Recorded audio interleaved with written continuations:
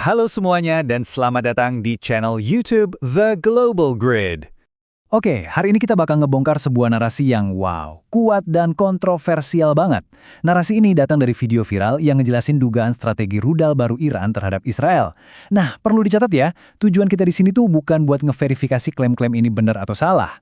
Tapi, kita mau coba pahami bareng-bareng gimana sih cerita ini dibangun dan pesan apa yang sebenarnya mau disampaikan. Oke, mari kita mulai. Sumber ini langsung buka dengan sebuah klaim yang dramatis banget. Katanya ada pergeseran total dalam realitas konflik yang lagi terjadi sekarang. Jadi begini, narasinya dimulai dengan klaim kalau Iran sekarang targetin sesuatu yang tadinya dianggap paling aman, yaitu bunker-bunker bawah tanah yang super kuat, tempat para pejabat dan warga sipil Israel berlindung. Pesannya jelas banget, sekarang nggak ada lagi tempat buat sembunyi. Klaim bahwa nggak ada lagi tempat untuk berlindung, ini jadi fondasi dari seluruh argumennya. Tapi, pertanyaannya, gimana caranya? Nah, menurut sumber ini, jawabannya ada di satu jenis senjata yang sangat spesifik. Disinilah narasinya ngenalin senjata pamungkas yang disebut-sebut sebagai game changer, rudal balistik, Sejil.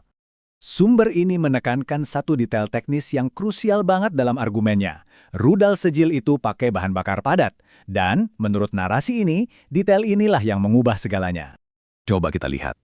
Dengan jangkauan sampai 2.500 km dan muatan seberat 700 kg, sumber ini seolah-olah ngasih lihat gambaran senjata yang bisa nyerang target dimanapun di Israel, bahkan lebih jauh lagi, dengan daya hancur yang luar biasa.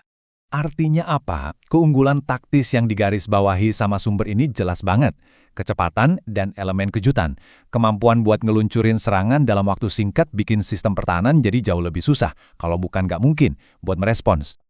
Tapi narasi ini bukan cuma soal teknologi loh, sumber ini juga ngegambarin sikap militer Iran yang katanya sangat teguh dan siap untuk konflik jangka panjang.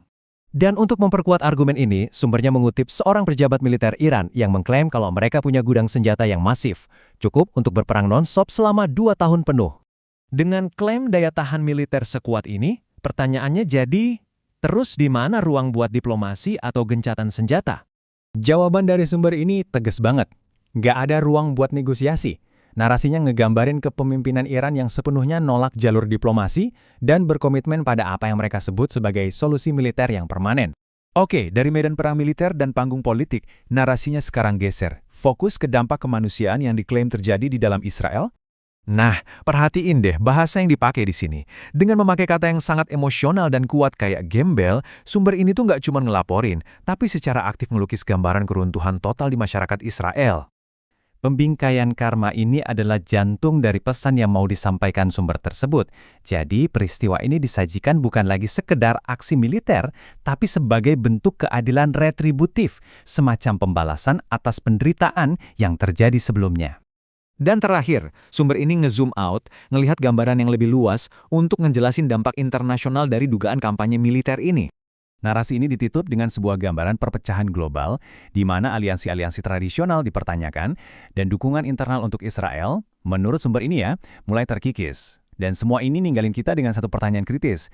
Bukan cuma soal konflik ini aja, tapi juga tentang gimana kita semua mengkonsumsi informasi di zaman sekarang, di mana narasi itu sendiri udah jadi medan pertempuran.